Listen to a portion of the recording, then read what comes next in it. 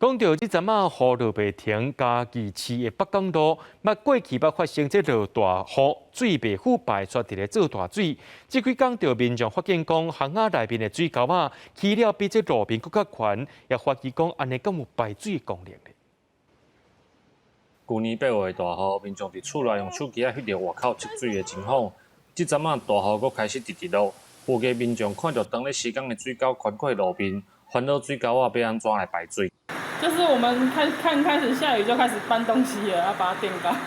事实上，当地的地方就是因为低势低洼，所以我们未来会把路基会垫高，跟我的水沟齐平。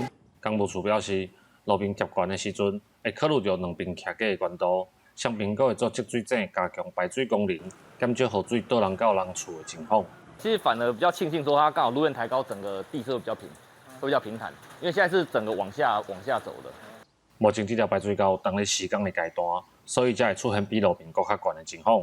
工务处强调，工程要做进前，拢会向社区的民众来说明。即卖因为天气的关系，先暂时停工，希望会当赶伫风台来进行，解决这过去饮水的问题。